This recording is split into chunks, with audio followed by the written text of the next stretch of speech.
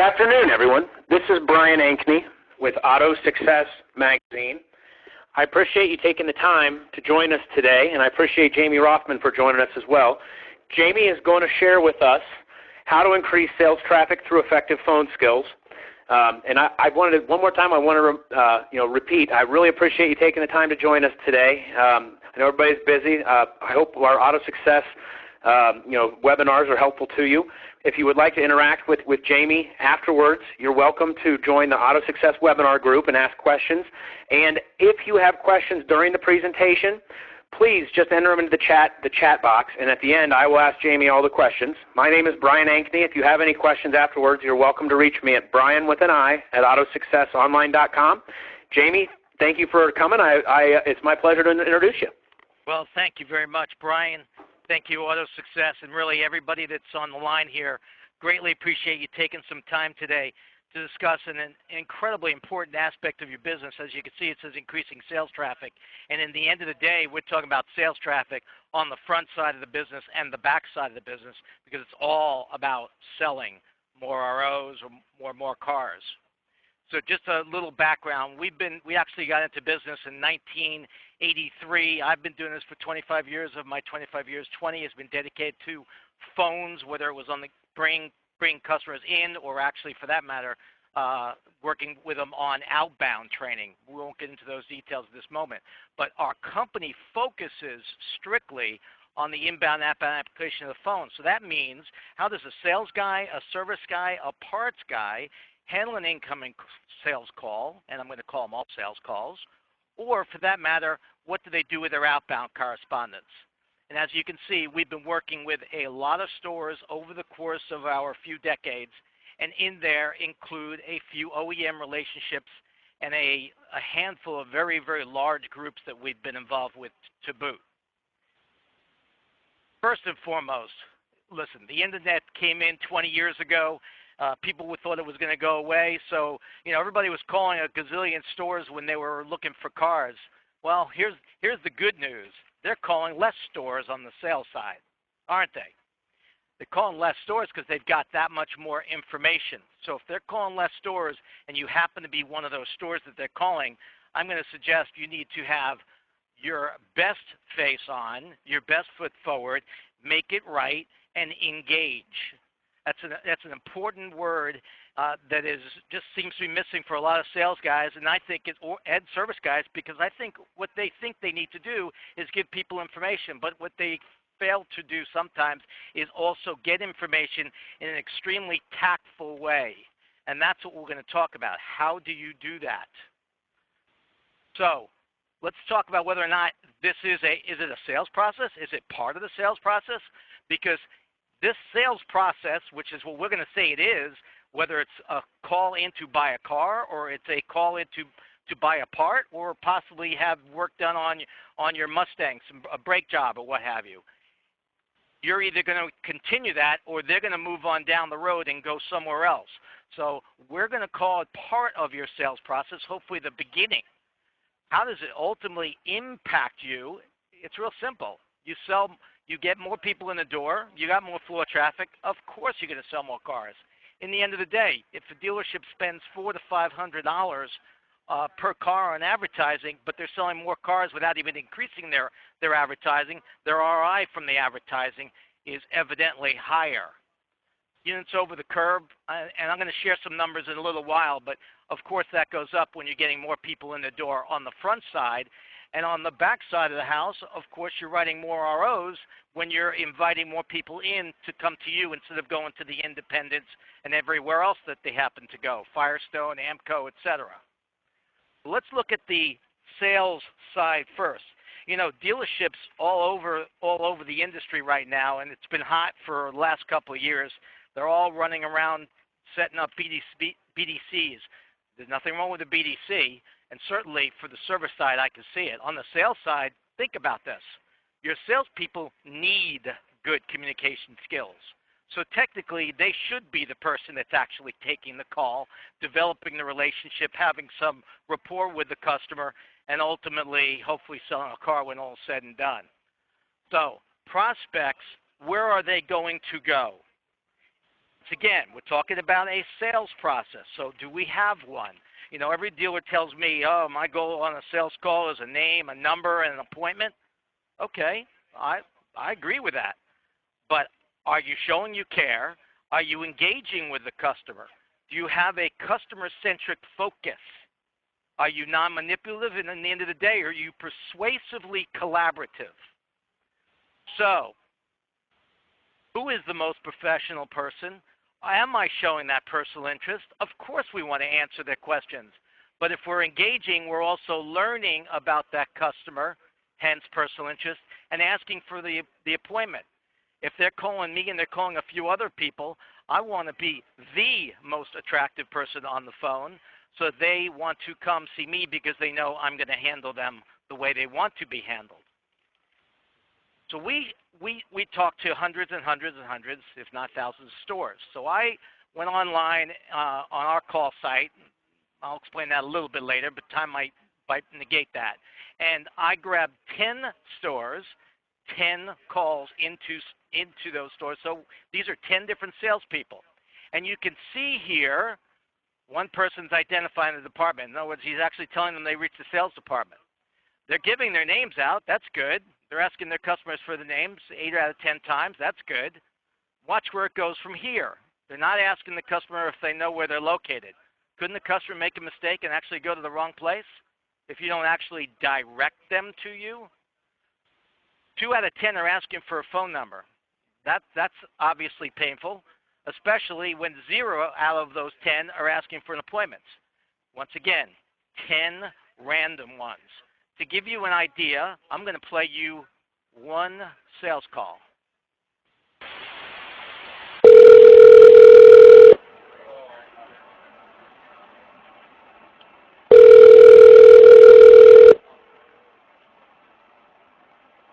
Thank you. How can I help you? Yes, can I speak to somebody in sales, please? Hold on, please. Thank you.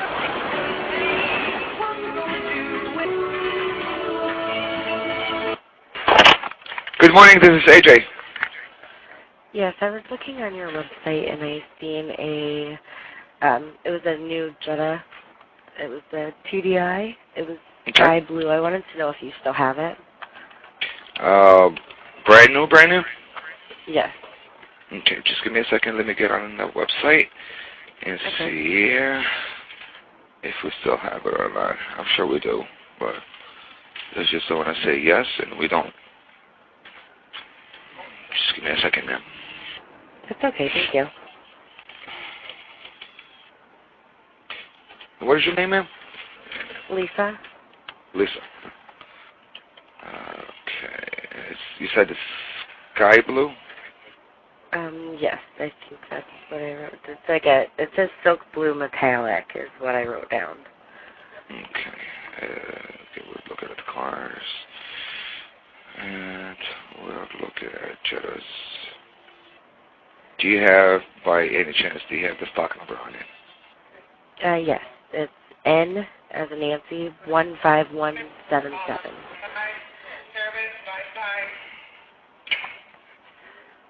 It's N15177? 77, yes. Okay.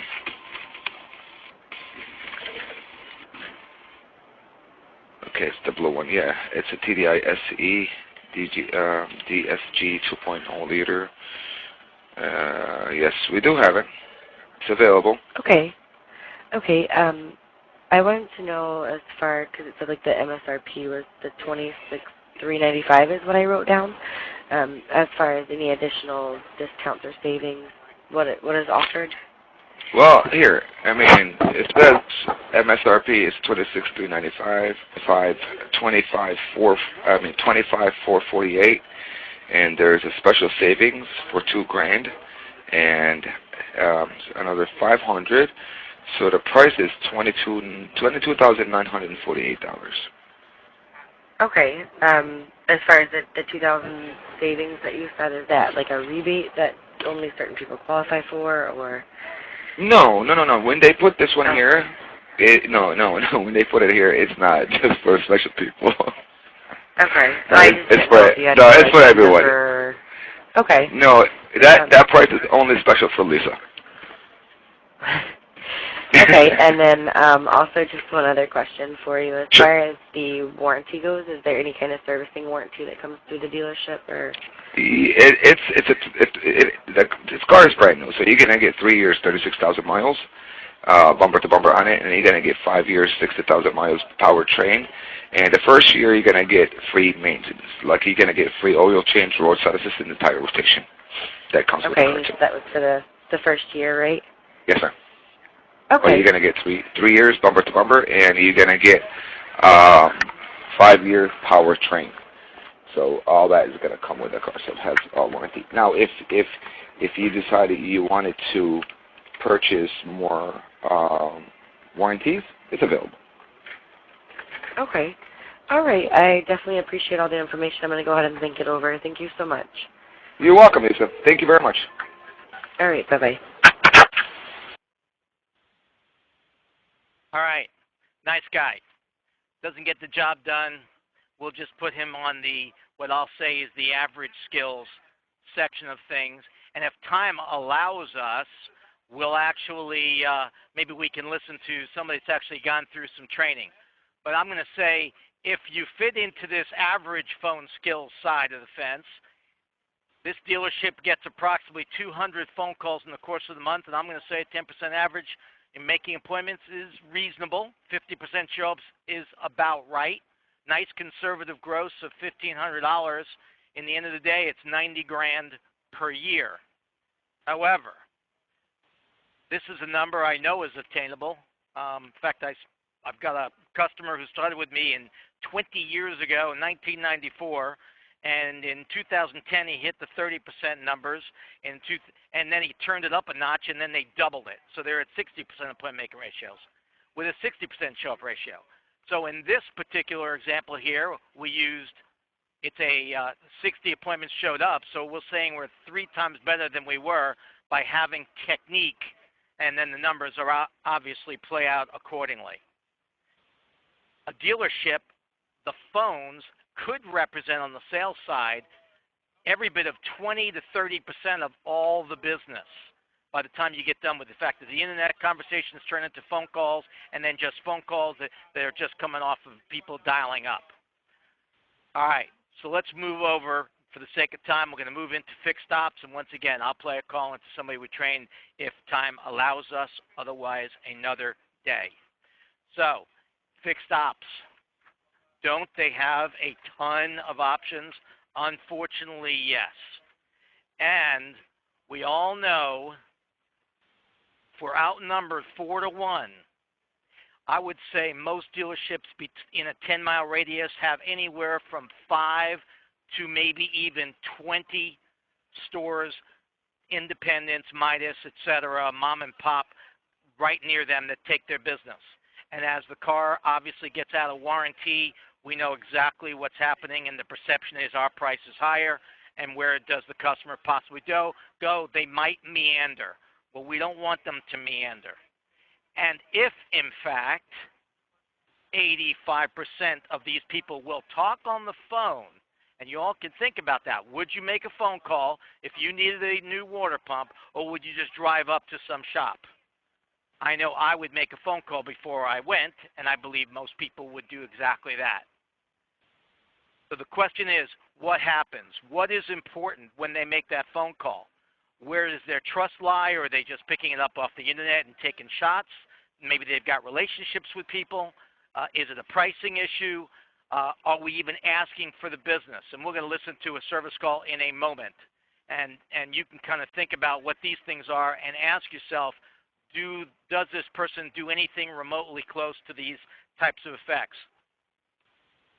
So we chopped 10 dealerships on the service side, and these are 10 random service advisors. Every one of them is letting the customer know they're calling the service department. Every one of them is basically picking up the phone and saying, hi, this is Jack, may I help you, or however they're doing it. And then it goes downhill. 2 out of 10 people are even asking the customer for their name. Now, this question amazes me. How can we not be asking the customer if they've been there before? As soon as we ask them that question, we're already on to knowing their VIN, and we can possibly look up whatever corresponding part is necessary for them. Plus, we know their history, and it can be a lot more personal. But yet, we're not asking. We're not asking. On these 10, we didn't ask for a phone number, and one person asked for an appointment. Will these people come here? We don't know. But the last thing I want to do is actually be the one that's not doing the right steps and take a risk at that. To that end, let's listen to one service call.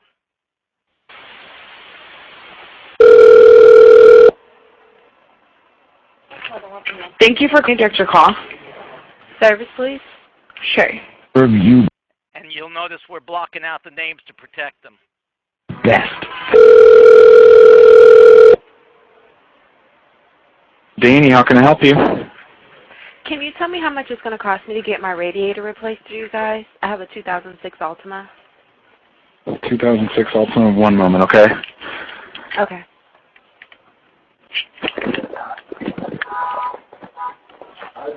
It's an '06 Altima? Yeah. And you're saying the radiator, right, or the alternator? Radiator. One moment, okay? Okay. And actually, real quick, is it a 4-cylinder or is it a 6-cylinder? It's 4. 4-cylinder. Okay, one moment. Okay. Okay, so if we're just doing the radiator, it's around $500, and then depending on if you need any kind of the upper and lower radiator hose, it'd be around $600, and that's parts and labor. Okay. And how long would it take you to do it? A couple hours. I'd say probably 2 hours, 2.5 hours, 3 hours with an appointment. Okay. So I'll say 3 hours top. Yeah. Okay. Three. Thank you. You're welcome. Bye-bye. Bye-bye. I listened to thousands of these. That is so typical. Question is, did we show we cared? Did we ask them even why they thought it was the radiator? In the end of the day, we attempted to get them in for business. That wasn't even one of these 10. So this is as typical can be. So what can it cost the department if, in fact, that were common? So I just use this illustration of just if we lost 2 phone-up opportunities a day. I'm going to say 25 days. I may have lost one there. 25 days in a month, there's 50 ROs. Off of NADA data, it comes out to 255. If you're an import store, maybe it's 150, and the numbers have to be lowered. But with an average RO gross profit of about 58%, you can see the numbers run up pretty darn high just from mishandling 2 phone-up opportunities that might go down the road. So, how important is this? Should this be considered part of every day in the course of a year? And I'm not saying they need to be training all year round, but it certainly needs to be a focus of a store on a regular basis, because it does start possibly the sales process. Will it give us a competitive edge? I mean, I think that's kind of obvious. So what does it take to be good in this game? Listen, there are certain obvious things that have to happen. I've got to build trustworthiness. I'm on a call possibly for 2 or 3 minutes with a customer. I need to build a certain type of an image so that they trust us. There may not be name recognition, but I've got to get some personal rapport. If there's already one in the store, then maybe you just automatically, based on that technician or that advisor, you'll get that work. But how about if you don't have that? I'm going to suggest we're offering diagnostics to people. How could we be sitting here if we know that 80+% of the people that are calling up about some problem they're having with their car, 80, and some service directors and parts directors tell me that closer to 90% of these people don't know what's wrong with their car. If that's the case and we're just giving them a price, why aren't we offering diagnostics? That's what we should be doing. Obviously, we're talking about convenience. We understand there's nothing an advisor can do about that. He can certainly let the person know how long the work's going to take, but the hours are certainly the hours. And showing desire and confidence. You know, we looked at a chart that showed just 10 random people who we've dealt with over the course of the last couple of months, and we just listened to somebody that would make an 11th person, and we now know that 1 out of those 11 actually was even asking for the business. So are we doing that? Are we showing desire? We want them. And just because they don't answer with, I'll be down there tomorrow, doesn't mean we give up. We need to tactfully be persistent because we want their business. So how do we get better on the phone? I'm going to suggest it needs to happen in a real-world atmosphere. I think that's one of the biggest problems in the industry is, everybody's looking for these quick fixes, and sometimes it's online. There's no names, no nothing. Just they think online role-playing with a computer is going to do it. I'm going to suggest real-world atmosphere makes the most sense, and that means it needs to be over the phone. Second, it's got to be very easy for management to enroll people and to participate. Listen, we've got, especially for the service advisors, we got to work. They're working at a fast pace. So you got to work around customers. So it has to be simple for them to get a training session in the course of their time on the job. Number 3, it's got to be evolving. So we need to be increasing in the level of difficulty, if you will, as we are going through the learning process. And I say we as if I was an enrollee. As I'm getting better, I want to be challenged. And yes, individual coaching is absolutely critical because Jack is different from Bob, and Bob is different from Jill, et cetera, et cetera. I'll say number 4, it's got to be spoon-fed. So we recommend that if you do this over time and you do it in a weekly increment, then you have time to change somebody. The younger they are, the faster they change. The older they are, I guess the more stubborn they are, the longer it takes to change. But who cares as long as they change? Real training is behavioral change. Not transferring knowledge, we're changing behaviors. So we better be willing to inspect our work because in the end of the day, you don't know if that person's getting it or not getting it. So let's find out if they're getting it and actually grade them, have some accountability, reward, depending on what the situation is, penalize. But it can be all done in a very, very positive way. And at the end of the day, it's got to be turnover proof. And going back to that inspection, if you have this routine inspection, if you think about it, it is what's going to lead to sustainment, so it becomes an all year round success, which is what you want in a sales process in your store. The critical piece about turnover proof is you want it so that when a new person walks in the door, it's easy to get them involved with the process, just like you would want a salesperson not to mess up the existing sales process, which is also the service drive process, whether it's for a write-up or it's for selling a car.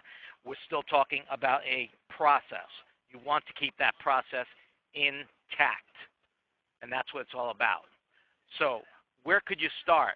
I think we might even have enough time. I don't know if, Brian, you can speak. I think we got enough time if you guys would like to hear a call into somebody who was actually trained. Yeah, absolutely. I think that'd be great. Yeah. All right. We're a little ahead. Let's do it. We'll go to sales first. I don't know if we got more Southern people or more Northern people, but I'm gonna go Southern. Thank you for calling Sarah Toyota Scion. My name is Lillian. I have a lifetime warranty. How can I help you? Hi, can I speak to someone in sales? New cars or pre-owned cars?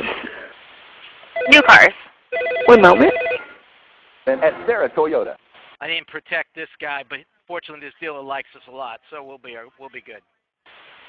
To better serve you, Sarah Toyota is building a new facility. That's why Sarah's having a construction reduction sale to move out all remaining 2014. Get new 2014 Corolla at less than $4 a day. New cars may help you. Hi. Quick question. Do you have the 2014 Avalon XLE in stock? You know what? Let me just check to see what's still available. I'm going to put you on hold, okay? Sure. At Sarah Toyota.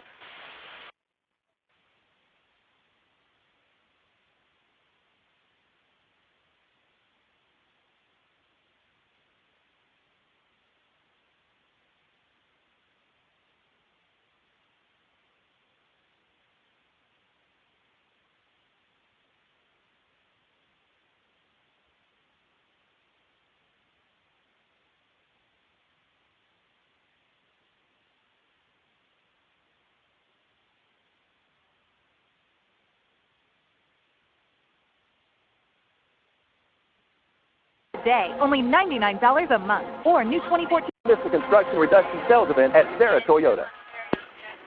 I'm back. Are you there? Yes, I'm here. Great. By the way, I'm Miriam Williams, and your name is? Adrian? Hi, Adrian. Yes, I do have those in stock. Okay. Do you When would you like to come in and drive one? Not sure yet, just seeing what's out there. Do you have, and I'm looking at your website, do you have that magnetic gray? If it is on the website, as a matter of fact, we do, because I saw it, unless it went out last night. I don't think it did, because I saw it on yesterday. We had a beautiful lineup, a gray, a white, a silver, a different color. So I do, in fact, have that magnetic gray. It's a beautiful vehicle. Got it. Okay. Yeah. And is this something, do you guys have like special financing right now? The price I'm looking at is $32,625, and it says starting. So does that mean that there's probably, this is the lowest? Well, I tell you what we do is that the pricing that you see on the Internet, if that's the price that you see, that's certainly the price that is available to you. And so we have no problems with that. Now, in terms of the financing, we have over 60 different lenders that we work with. So I don't really get involved in that piece of it, but I can have that information available for you when you get here, Adrian. Okay. Do you know where we're located? I believe so. I think I may have passed by you guys once or twice. Yes, we're at 1300 Center Point Parkway. We're right off of, are you going to be coming in from Birmingham? Yes. Okay, so if you're coming in from Birmingham, you'll take the exit 134. Okay. And you will then make a left turn, and you'll come straight down East Parkway. And you will see, of course, Sarah Toyota on the left-hand side as you go down. You're going to come down probably about a couple of miles or so.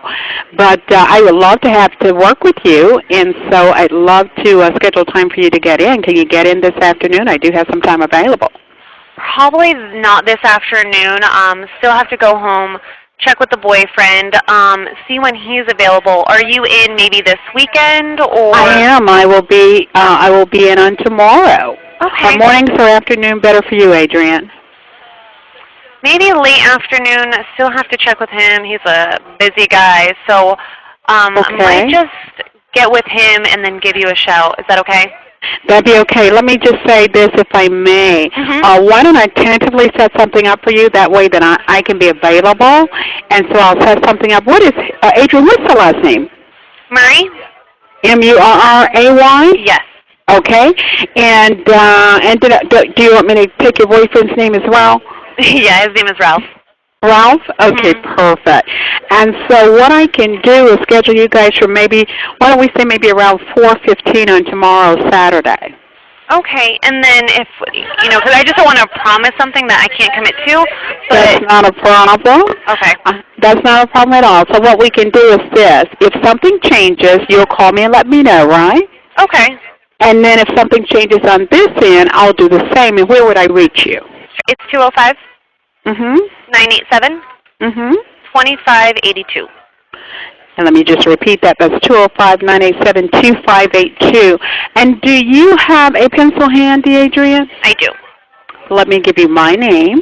It is Miriam, is M-A-R-I-A-M. Last name is Williams, just like it sounds, W-L-L-I-A-M-N-S on the end. And so I have you scheduled for tomorrow to drive that beautiful Avalon. And they're gorgeous vehicles, they really are. And we got you here for 4:15, and of course I will be looking for yourself and Ralph. And you do remember where the showroom is, so I look forward to seeing you then. Thank you so much, Miriam. It's been my pleasure. I'll look to see you tomorrow. For sure. Bye. Bye-bye. All right, I wish I could get feedback, but it's one way, so I can't. All right, Brian, do we have time for a service call? Absolutely, yeah. We can do a service call, and then I've got a few questions that have come up, and we can address the questions after the service call. Yep, we are there. Okay, perfect. Service Department OS speaking. Hi, I was just wanting to get a price to get my radiator replaced. Okay, and first of all, what is your first name, ma'am? Leslie. Leslie, and the last name? Parker. Parker. And have you ever been to our facility before? No. Okay, and so I can better assist you, what is the year, make, and model of your vehicle? It's a '01 Concorde. And about how many miles do you have on it? About 115. Okay. Now first, let's see, what do you think you need a radiator? It's leaking. Is it And leaking? it's overheating, yeah. Okay. And is that the only part where you're actually noticing fluid come out of? Yeah. Okay. Alright, Leslie, let's see, radiator. Now, were you just wondering on the actual replacement, or? Yeah. Okay. Now, to just a kind of a pointer out there, sometimes I do see things in the past happen like this. A lot of times even the fitting around the radiator tends to sometimes leak, which is just a rubber hose. That would be a lot less expensive than getting everything else replaced. So I would recommend what would be an actual pressure testing of your actual cooling system and making sure there's no other leaks in between if this is the only leak you're experiencing. Oh, okay. And what is that pressure testing? The pressure testing usually runs just a full diagnostic, which is about 9250. Oh, okay. But again, it would make sure that everything is, because one, radiators are not cheap, and it would, it'd be very unfortunate for you just to have to replace this radiator and find out that it was a leaking hose towards the end. Yeah, right. Yeah, that makes sense. Yeah. So. Okay, that sounds like a good idea. Okay, Leslie. And then other than that, within the next 2 days, are you available Wednesday or Thursday? Not sure. I'll have to get back to you on that. Okay, well, if you like, we can always make a tentative appointment for a day you might be available. If you do want to drop off the car, we can always give you a ride home, or we do have rentals as well if you like. Oh, okay. Yeah, I guess maybe a little farther down the week would be better. Okay, maybe about Friday? Yeah, Friday. Okay, Friday. And then since you are working or so, did you just want to drop it off early as 8 o'clock? Yeah, 8 o'clock's good. Okay, perfect. So let's just do that, Leslie. All right, Leslie, other than that, can I get a good phone number from you? Well, I'm at work right now, so I can't really get any calls here. Okay, we can always leave you a voicemail if anything changed, and it's just mainly for the actual system purposes. Oh, okay. It's 530-278-2698. Okay, Leslie. Okay, so other than that, I will be seeing you on Friday, 8 a.m. And again, this is Noe, which is N-O-E. So just when you get here, ask for me, okay? Okay, great. Thank you. All right, Leslie, no problem. You have yourself a good day. Thanks. You too. Bye. Bye. Okay.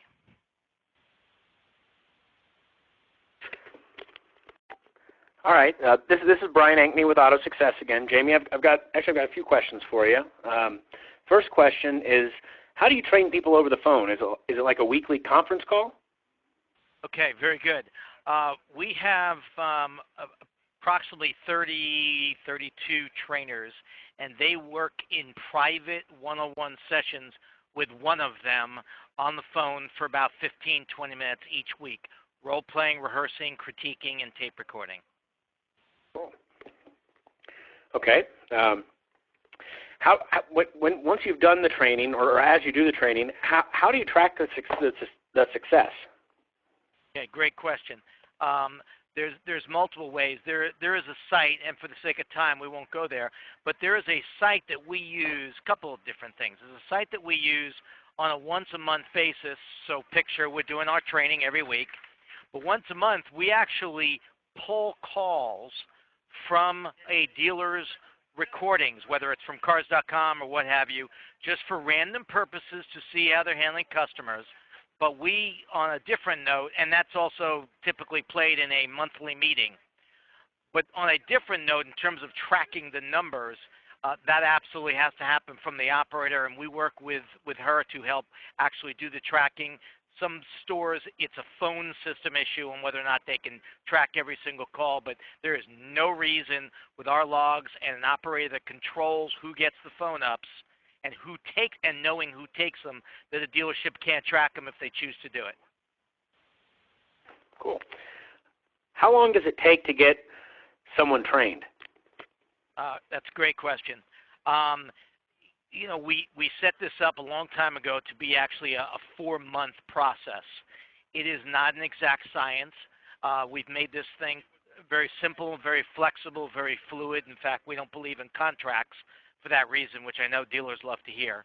But we do find that on average, between 14 and 18 sessions, since everybody's different, is the right amount of time for somebody to go through the first 8 weeks, which is a pattern. We're trying to get them through the material, constantly evolving, and then we reach a point where we move into some difficult, natural role playing, and we find if somebody does between 14 and 18 that they should be good to go. Not to say that some people don't come back a half a year later and put them on some kind of a maintenance. That happens all the time.